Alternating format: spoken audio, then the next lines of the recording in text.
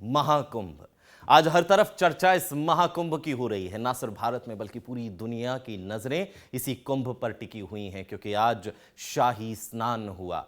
तमाम जो अखाड़े के महंत थे, उनके स्नान के बाद तमाम नागा साधु स्नान करते हुए नजर आए। उसके बाद तमाम लोग जो वहां पर पहुंचे हुए थे, नागा साधुओं के, अखाड़ों के जो महंत थे, उनके दर्शन के लिए, उन्होंने भी जो है वो शाही स्नान में हिस्सा लिया। बहुत बेहतरीन जो है वो आज का नजारा रहा।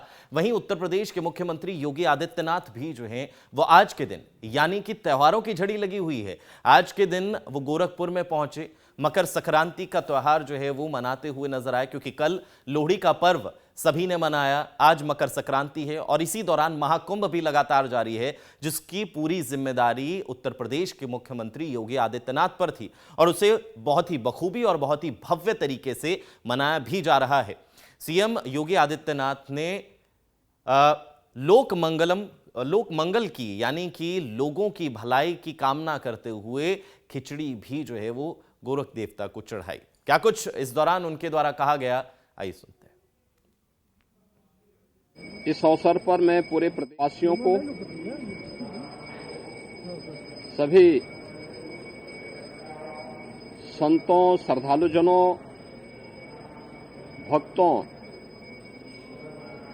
को मकर संक्रांति की हार्दिक बधाई देता हूं।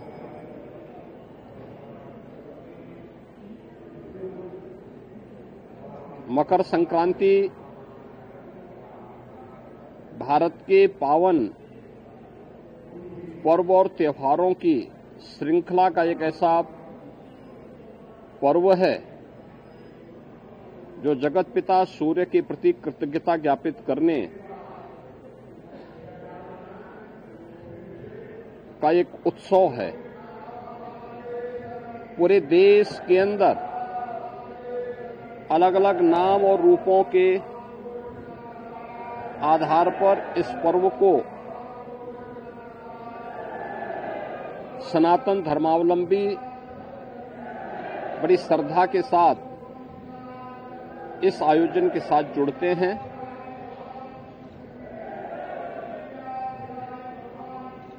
देश के अंदर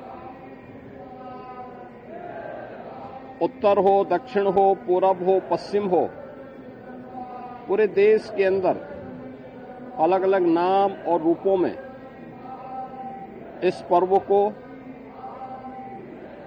लोग मनाते हैं, इस उत्सव के साथ जुड़ते हैं।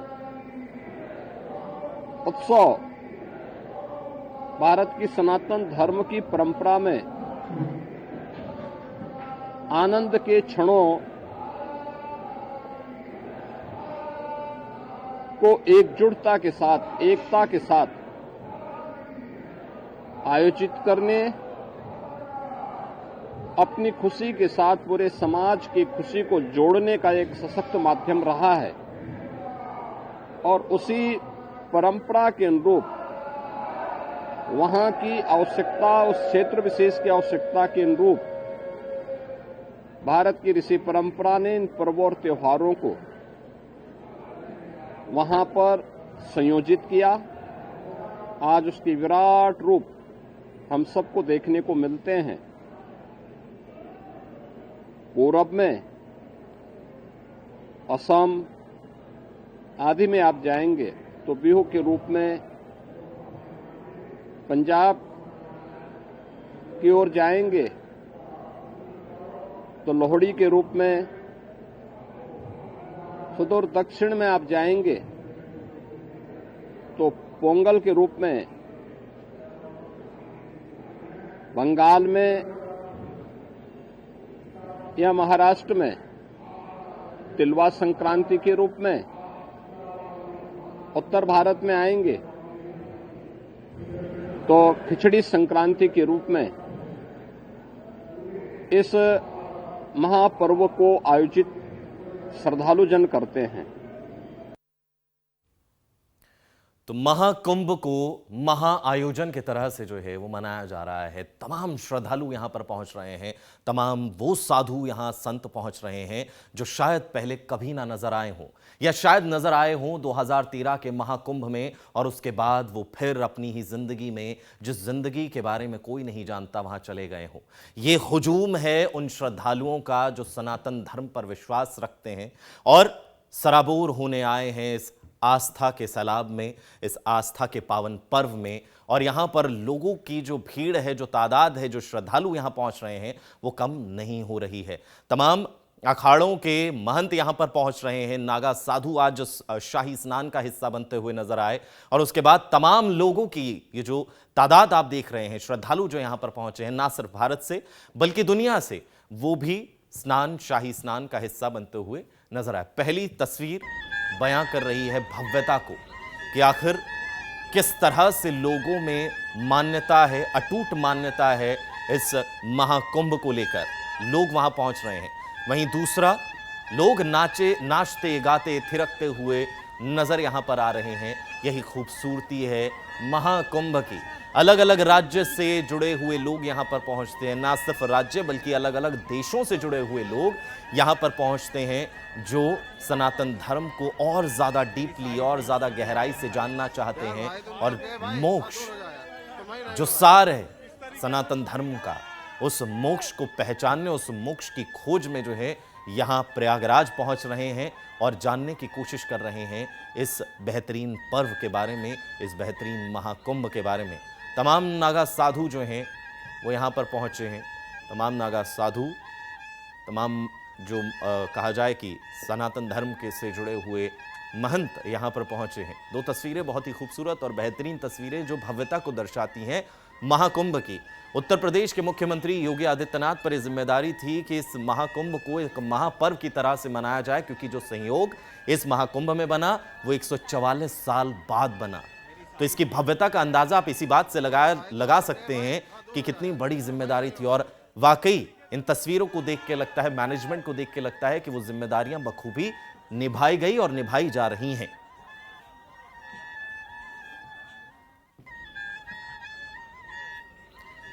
तो हमारे संवाददाता ग्राउंड जीरो पर रघुनंदन जो हैं वो मौजूद हैं। वहां पर जो स्थितियां हैं, जो वहां के नज़ारे हैं, जो लुभाने वाले जो नज़ारे हैं वो हम तक पहुंचा रहे हैं। उनके द्वारा वहां की क्या तस्वीरें हमारे साथ साझा की गई, किनसे बातचीत की गई, आइए वो भी आपको दिखाते हैं। त्रिवेणी संगम का महापर्व शुरू हो चुका है और पंचांगनी अखाड़ा आगे बढ़ता हुआ स्नान की ओर जाता हुआ। मेरे साथ महंत जी। महंत जी, कैसा लग रहा है? बहुत आनंद आ रहा है, बढ़िया आनंद है। 144 साल बाद ये महाकुंभ में आप आगे बढ़ रहे हैं स्नान की ओर। हमें बहुत आनंद आ रहा है। ये मेले में हम स्नान करने के लिए जा रहे हैं। योगी जी का भी हम बहुत उपकार मान रहे हैं। हमें बहुत आनंद आ गया ये मेले में। गुरु लोगों ने बहु प्रताप है, संत लोगों ने बहु प्रताप है, करवाया है। 144 साल बाद ये आ रहा है। 40 मिनट का समय मिला है। 40 मिनट में आपका अखाड़ा स्नान कर लेगा। आपको समय सही लगता है? देखो 40 मिनट में हम स्नान भी कर सकते हैं और आनंद भी ले सकते हैं। हाँ, हम जनता को या पुलिस वालों किसी को परेशान नहीं करना चाहते।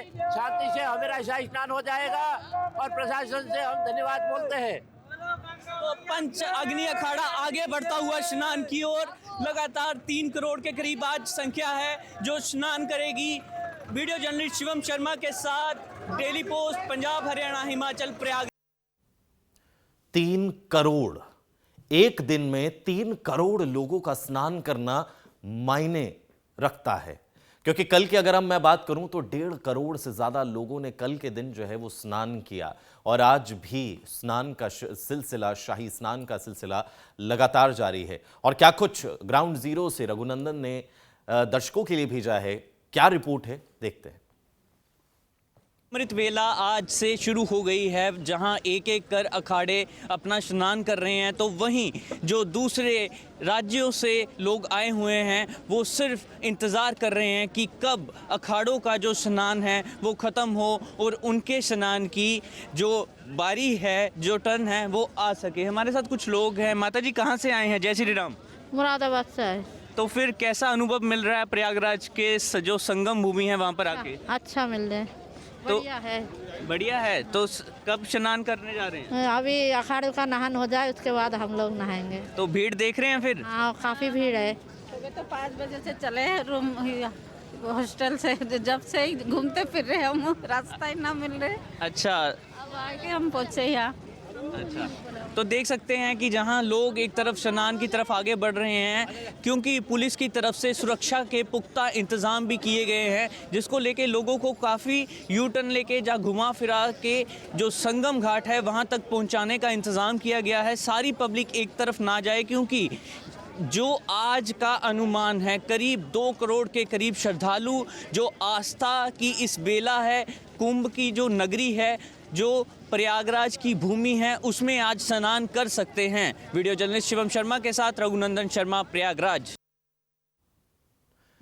एक फल है जिसे कंदमूल कहा जाता है। जब 14 वर्ष के लिए प्रभु श्री राम वनवास में थे, तब यही कंदमूल था जो उनका सहारा बना। कंदमूल क्या होता है, आइए जानते हैं। क्या आप जानते हैं कि ये क्या है? क्योंकि मुझे भी नहीं पता। आइए सीधा, ये जो भाई साहब कुंभ की नगरी प्रयागराज में इसे बेच रहे हैं, जानते हैं कि ये है क्या और इसे क्या खाया जा सकता है। भाई जी राम राम। राम राम जी, राम राम। ये क्या है? ये खाने वाली चीज़ है? क्या है ये ये? कंदमूल फल होता है। भगवान श्री राम ने 14 साल वन में खाया, वो फल होता है, खाया जाता है, मीठा होता है। अच्छा, ये जैसे गंगा नहाने लोग आते हैं तो उसी माध्यम से खाते हैं। तीर्थ यात्रों पर ही बिकता है, जैसे बड़े बड़े तीर्थ स्थान हो गए उन्हीं जगहों पे बिकता है ये। तो आप कहाँ से लाए हैं ये? ये चित्रकूट से आता है। चित्रकूट से? कैसे ये उगता है या क्या जमीन से ये निकालते जमीन के अंदर होता है, जैसे गाजर मूली होती है ऐसे होता है। हैं? अच्छा, खेती होती है क्या? हाँ, खेती भी करते हैं लोग, खेतों में लगा लेते हैं। अच्छा, तो ये आप स्पेशल मेले में इसको बेचने के लिए लाए हैं? जी, मेले में बेचने के लिए। तो क्या क्या कितने का बेच रहे हैं? ये 20 रुपए का 5 पीस है, 10 का, 20 का, 5 का, जैसा बिक जाए वैसा बिक। अच्छा, किसी ने एक पीस लेना हो तो? 5 रुपए का। अच्छा, तो ये खा सकते हैं मतलब? जी हाँ, खाने का फल है, खाया जाता है। खाकर देखिए, बढ़िया फल होगा, मीठा फल। अच्छा, तो ये कंदमूल फल है जिसे भगवान श्री राम ने जब 14 वर्ष का जो वनवास में थे रामचंद्र जी, तब ये खाया था। तो मैं भी इसे खा के देखता हूँ। मीठा है। तो अगर आपने ये खाया है तो आप भी हमें बताएं, क्या आपने कंदमूल फल को ट्राई किया है? डेली पोस्ट पंजाब, हरियाणा, हिमाचल से प्रयागराज से रघुनंदन शर्मा की ये रिपोर्ट।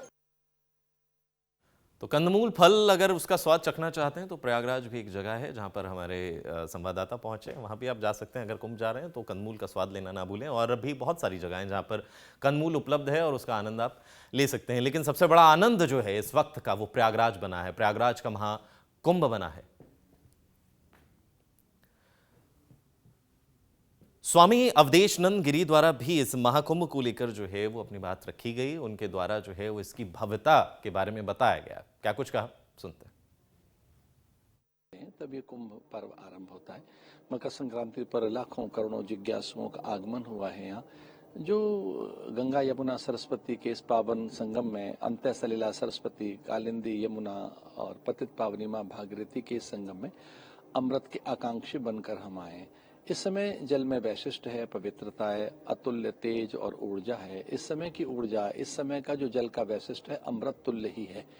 तो यहाँ हम सब भारतवासी मोक्ष की कामना से आए हैं। यहाँ की माटी की रज माथे से लगाने के लिए आए और यहाँ लाखों साधु संत हैं। उनके साथ साथ मुझे ऐसा भी अनुभव है कि यहाँ देव भी आते हैं, यक्ष गंधर्व किन्नर अप्सराएं भी आती हैं। हम इस बार प्लास्टिक मुक्त कुंभ चाहते हैं, हरित कुंभ चाहते हैं।